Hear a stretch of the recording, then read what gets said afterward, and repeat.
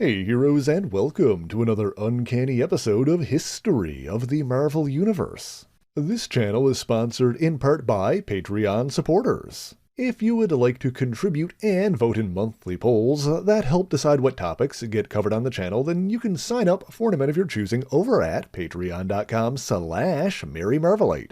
The link is in the description below, along with other places you can find me. This week's story is a tale of two women who were born to very different circumstances in very different places, but whose fates became intertwined. First, from England, we have Elizabeth Braddock, who more commonly went by Betsy. Now, we've talked about the circumstances of her birth on the channel before, but to briefly recap, her father, Sir James Braddock, was a member of the multiversal Captain Britain Corps, who came to Earth 616 to sire a champion at the behest of the omniversal guardian Merlin. As such, he married a woman named Elizabeth Hartwood and had 3 children, Jamie, Brian, and Betsy.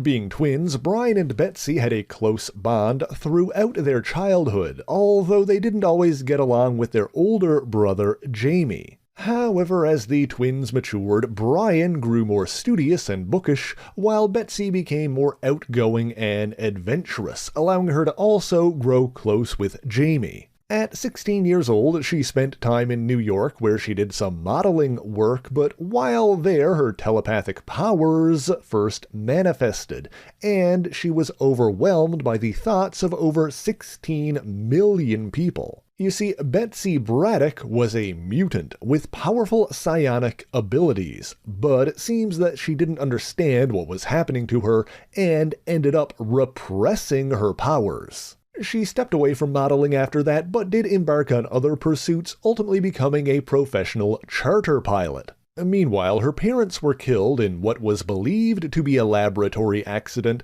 but in truth the couple were slain by Mastermind, a sentient organic supercomputer built by Sir James Braddock himself. Sometime after that, while he wasn't a mutant like his sister, Brian Braddock was chosen by Merlin and his daughter Roma to become the super-powered champion of Earth 616, Captain Britain. Betsy was initially unaware of her brother's dual identity, but the twins reunited when the Braddock family was attacked by Mastermind's agent, Dr. Synne, who used his own mental abilities to force Betsy to attack her brothers. Brian managed to get through that conflict without exposing his secret, but after several subsequent adventures, including one in which Betsy and Jamie were taken prisoner by the Red Skull, Brian finally came clean to his siblings about his dual identity. Meanwhile, in the wake of Synne's intrusions into Betsy's mind, her own mental abilities began to reawaken, starting with precognitive visions.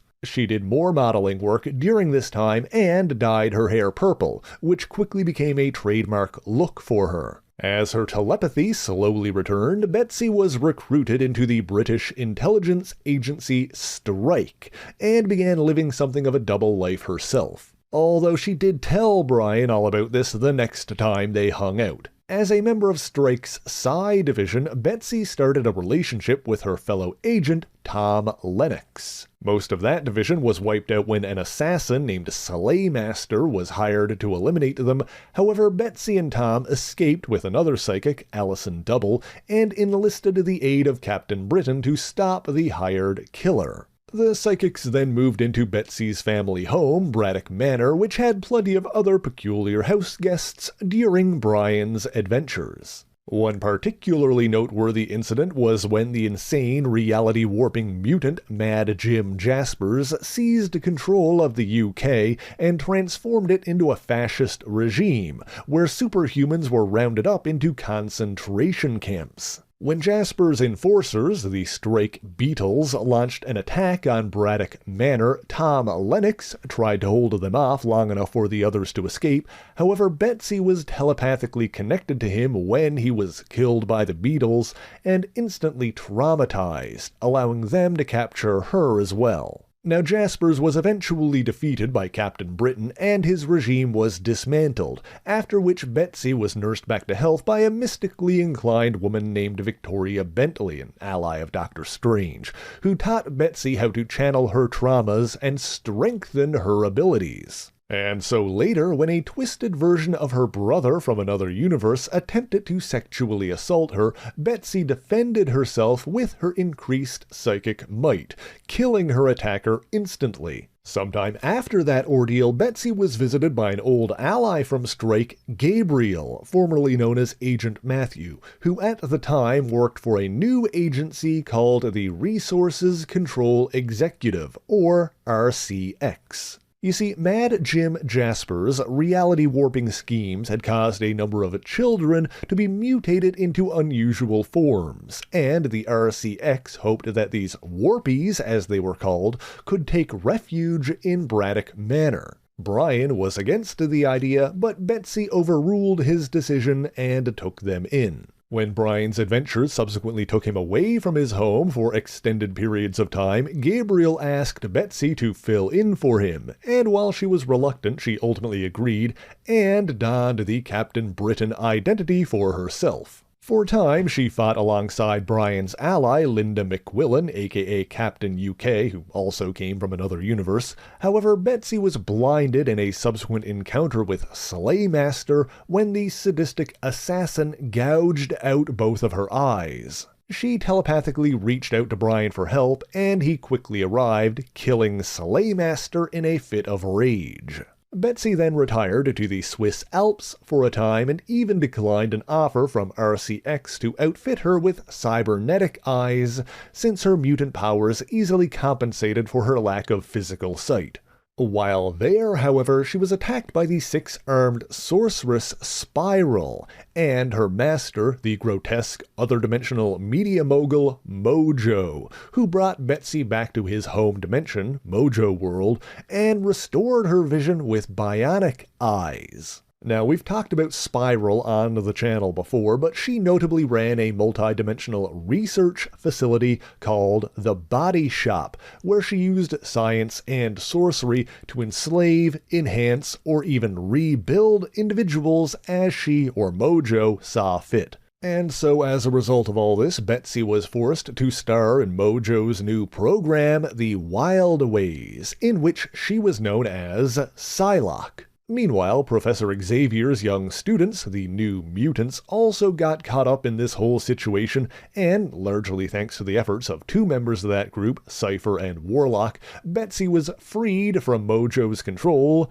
defeated Spiral, and escaped from the Mojoverse with the New Mutants, reuniting with her brother once again. While recovering from that ordeal, Betsy stayed at the X-Mansion in upstate New York with the New Mutants and the X-Men, but was unsure of her place on either team as she was older than the young students, but less experienced than the Uncanny X-Men. Meanwhile, both groups had another encounter with Mojo and Spiral, since Betsy's cybernetic eyes were actually cameras that were broadcasting everything she saw back to the Mojoverse.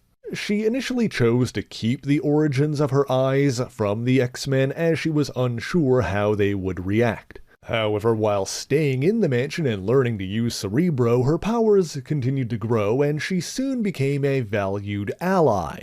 During this time, she experienced an initiation of sorts when the Marauder Sabretooth infiltrated the mansion and attacked.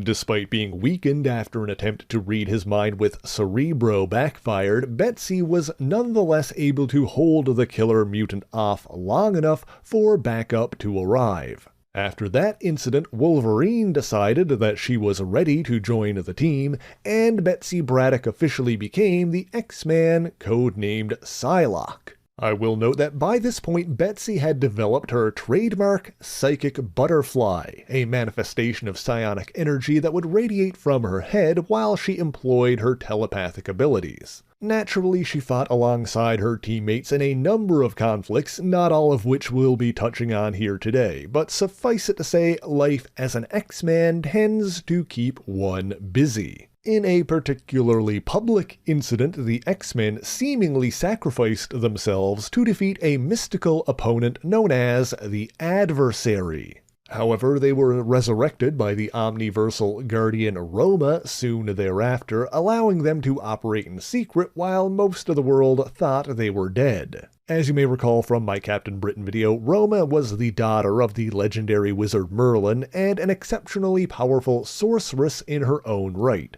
The X-Men subsequently battled a team of cyborg mercenaries called the Reavers and seized control of their headquarters in the Australian outback. Shortly after that, Roma gave Betsy and the X-Men a mystical gateway called the Siege Perilous. Those who pass through it are said to be judged by higher powers before being reborn, in a sense, and given a second chance at life. Of course, Psylocke continued to fight alongside the X-Men and even donned an armored costume that provided her with additional protection in combat. During this time, Roma's magic rendered the X-Men virtually invisible to electronic detection, and they embarked on missions around the world, using portals generated by their enigmatic Aboriginal ally, Gateway. Among these adventures, Psylocke battled the Brood, survived the Inferno, and clashed with the enormous Sentinel Mastermold. But then she began to have precognitive visions of herself and several of her teammates being killed by the Reavers. To prevent this from coming to pass, when the Reavers inevitably attacked, she made use of the Siege Perilous, stepping through its mystical portal and convincing the other would-be victims to do the same. But as we said at the start of this video, this is a tale of two women, and so for the next part of the story we must turn our attention to the islands of Japan and a woman known simply as Kwannon. Born in Tokyo to unidentified parents and named after the goddess of mercy, Kwannon spent the entirety of her childhood in the grasp of the notorious ninja assassin guild, the Hand. When she was just an infant, her capacity for developing superhuman abilities was detected by psychic members of the Hand, and she was groomed to be a ruthless killer from the moment she could walk on 2 feet. She was told that she was a caterpillar, ugly and useless, but that the Hand would make her a beautiful butterfly.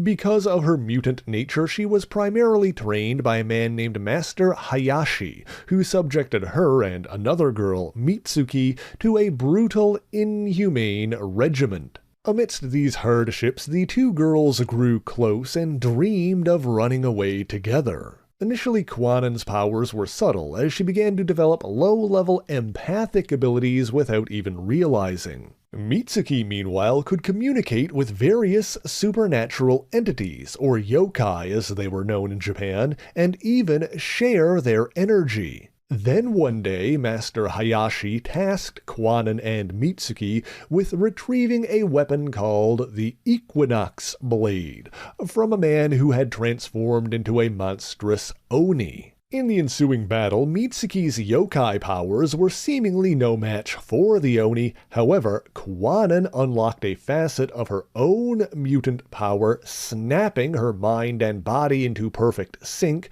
before channeling her psionic energy through her kunai, frying the monster's brain. In the wake of that incident, however, Hayashi decided that he only needed one pupil and that the weak should be culled. Since Mitsuki had failed to prove herself against the Oni, Hayashi dragged her away, while Kwannon could do nothing but bang helplessly on the other side of the door, while the blood of her only friend pooled at her feet. Over the next several months, Kwannon completed Hayashi's harsh training and was eventually reassigned to a different master.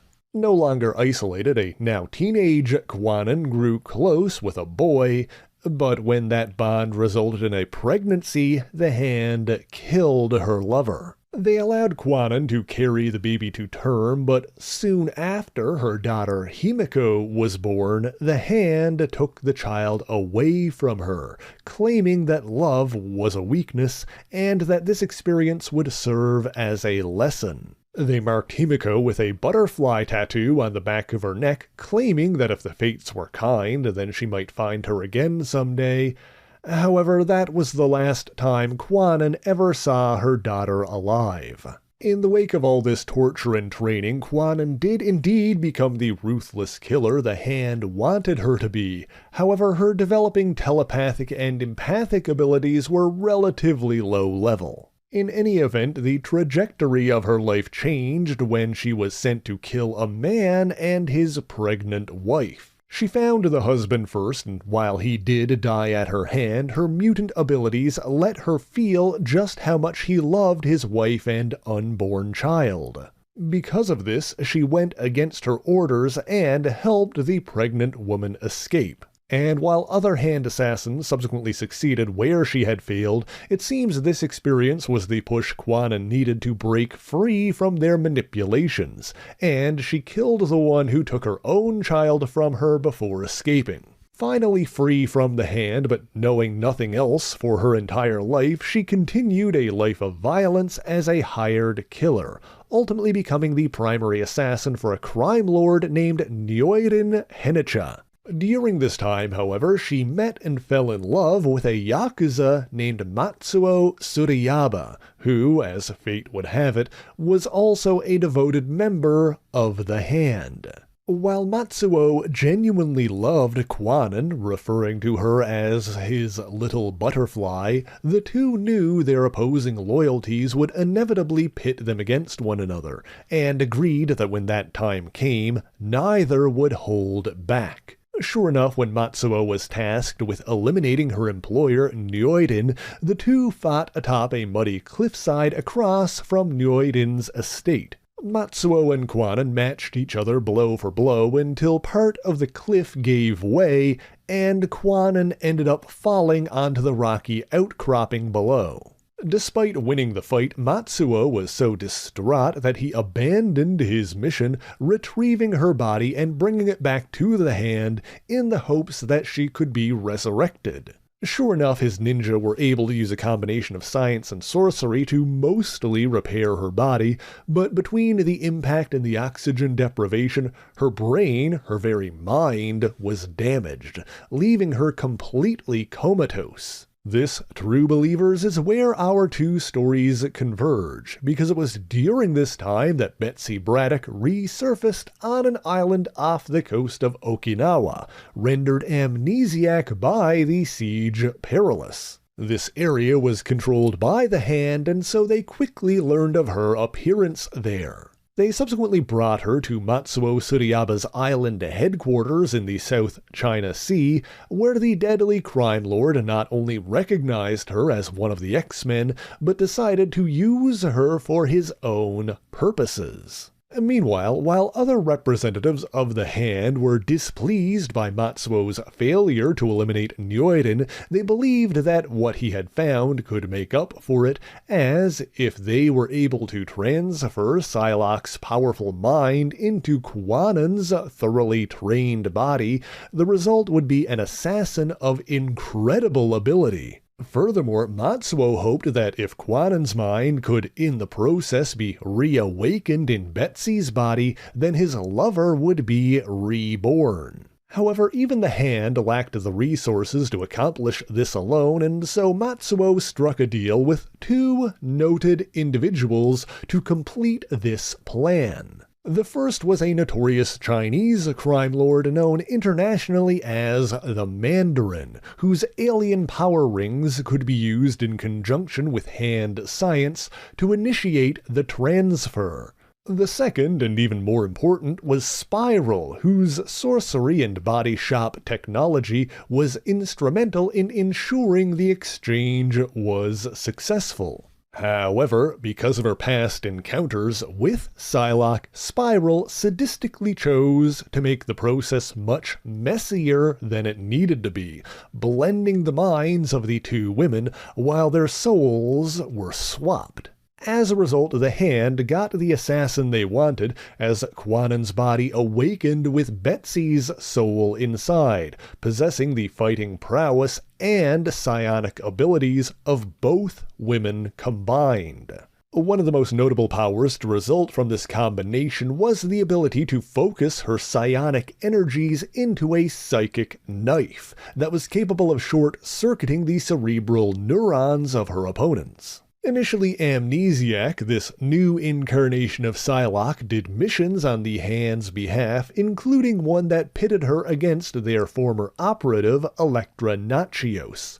But when she began to recall her own name, the one that came to mind was Elizabeth Braddock. Meanwhile, because of the existing damage to Kwannon's mind, Betsy's original body was rendered completely amnesiac by the exchange, and Matsuo was falsely led to believe that his lover's spirit had failed to inhabit it. Complicating matters further, Spiral turned Betsy's original body over to Kwannon's previous employer, Nyoiden, who exploited her amnesia to place her back in his employ. Concocting a false narrative to suit his purposes, he left a diary claiming that he had taken Betsy in and helped her recover after her mind was inadvertently fused with Kwannon's, leaving both women confused about their own identities. Matsuo, meanwhile, held out hope that Kwannon's soul was still buried within her original body, but knew that she needed to continue being useful for him to have a chance at restoring her. As part of the Hand's alliance with the Mandarin, she served as his assassin for a time, during which she operated under the alias of Lady Mandarin, and even wielded his rings for a brief period. However, this situation started coming to a head with a battle in Hong Kong in which Psylocke faced off against her former teammate Wolverine. While Psylocke was victorious in their physical encounter, proving just how powerful she had become, Matsuo subsequently tasked her with mentally molding Wolverine into a servant of the Hand. As a result, Psylocke engaged in a psychic battle with Wolverine that ultimately caused her own memories to resurface, and in the end she joined forces with Wolverine and his young ward, Jubilee, to defeat the Mandarin and escape. For all intents and purposes, Betsy Braddock was back, however she was unaware of the reason for her physical transformation. She relocated to Madripoor with Wolverine and Jubilee, where the trio had several adventures together, but before too long they were drawn into a larger conflict with the notorious cyborg Cameron Hodge on the island nation of Genosha. That battle involved the various scattered X-Men and mutant teams, bringing many of them together once again, and so in the wake of that incident, Psylocke formally rejoined the Uncanny X-Men alongside Wolverine. She fought in battles against the likes of the War Skrulls and the Shadow King, and when the X-Men were divided into two strike teams, Psylocke joined the blue team led by Cyclops. She was initially hesitant to reunite with her brother since she wasn't sure how he'd react to her new look, but when she later bit the bullet and returned home for a visit, he accepted her without question. She also initially feared that she may not be completely free of the Hand's brainwashing, but then there was a subsequent battle in which Matsuo attempted to use a post-hypnotic suggestion to regain control over her. She briefly feigned obedience to get the drop on him, but ultimately proved that he no longer had sway over her. However, while all of that was happening, because of Nyoiden's lies and manipulations, Kwannon, whose soul inhabited Betty's original body, came to believe that she was the real Betsy Braddock, and that Psylocke was an imposter. Taking the codename Revanche, she traveled to the X-Mansion and attacked Psylocke, demonstrating her own ability to generate a psionic katana similar to Psylocke's psychic knife. Their battle was interrupted by the other X-Men, however neither Wolverine's senses nor Xavier's surface-level telepathic scans could determine which was the real Betsy. This is partly because at the time nobody realized that Revanche was subconsciously clouding their minds with her telepathy, adding to the confusion. Seeking answers, Psylocke and Revanche joined forces to investigate Nyoiden's estate in Japan alongside the X-Men Gambit and Beast. There, the two women faced off against the sword-wielding mutant known as the Silver Samurai, but by working together they were able to dispatch him fairly quickly with their psionic weapons. They found and read Nyoiden's journal, which contained a falsified version of events, and subsequently spoke with Nyoiden himself, who claimed that due to their mental merger, they were both equal parts Betsy and Kwannon. The two women ultimately returned to the X-Mansion together and attempted to make peace with one another, although there was still plenty of tension between them. In the midst of all of this, Betsy began to grow close with her teammate Archangel, and a romance blossomed between them. Meanwhile, a number of mutants were suffering from a deadly disease called the Legacy Virus, of which there was no cure at the time. When the X-Men subsequently investigated a Legacy Virus clinic that was secretly run by a mutant who fed off the dying energies of those within, Revanche ended up contracting the virus herself, but vowed to continue fighting. However, as the virus spread throughout her body, it actually caused her telepathic powers to increase in response.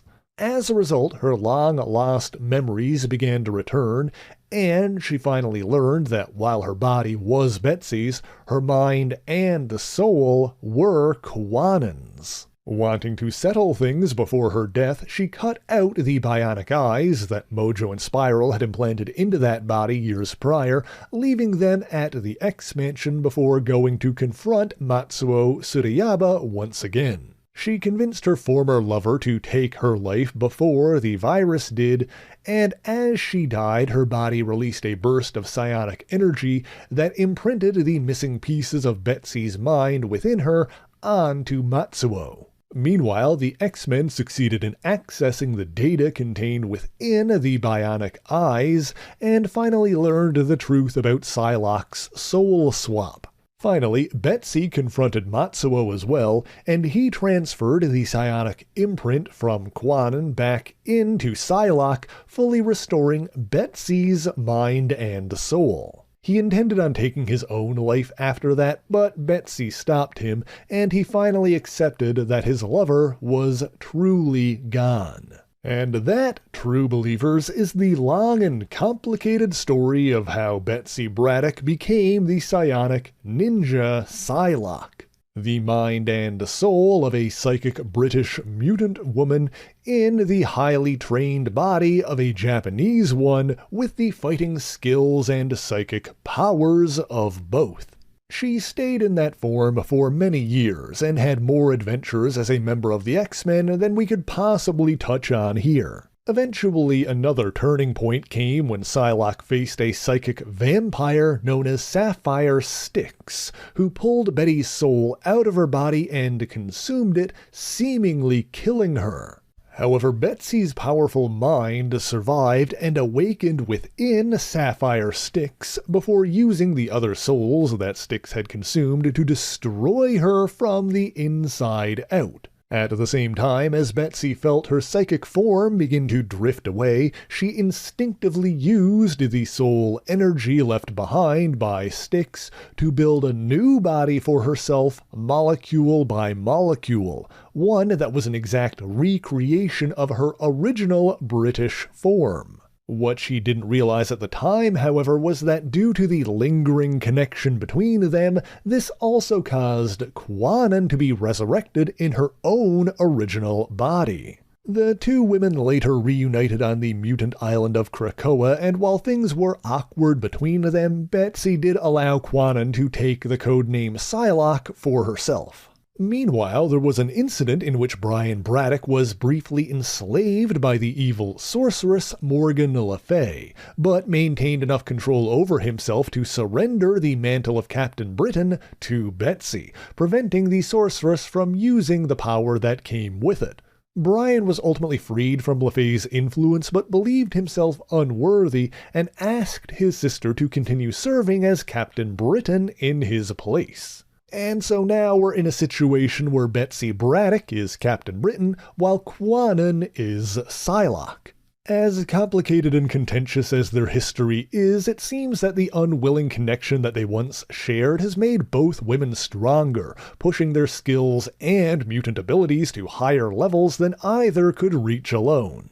Of course, there are way more stories involving these characters than we have time to touch on here, but if you want to know the ultimate fate of Kwannon's daughter Himiko, you can check out the Fallen Angels series from 2020, and if you want to know what really happened to her old friend Mitsuki and former master Hayashi, then check out the Psylocke series from 2025. Alternatively, if you want to jump back to Betsy's time as Psylocke, there's a mini-series from 2010 that reveals Matsuo Tsuruyaba's ultimate fate, as well as a series that, at the time of speaking in 2026, is still currently being published, called Psylocke Ninja, which further explores Betsy's early years in that role. And of course, there are tons of books where Psylocke is a member of the X-Men, but that's all the time we've got for this week, so thank you so much for watching this video. If you enjoyed it, be sure to leave a like, subscribe to the channel, and share it on your favorite social media. As always, the issues referenced in this video are listed in the description below if you would like to read them for yourself, as well as links to other places you can find me. Let me give a special shout out to all of my Patreon supporters, Twitch subscribers, and YouTube members who help make the channel possible. By signing up for any ongoing amount on any of these platforms, you'll get your name in these special thanks here, but Patreon is the one that helps determine what topics to get covered on the channel via monthly polls. That being said, if there's anything in particular that you want me to talk about, be sure to let me know in the comments. But that is indeed all I have for you this week, and so until next time, true believers, Excelsior!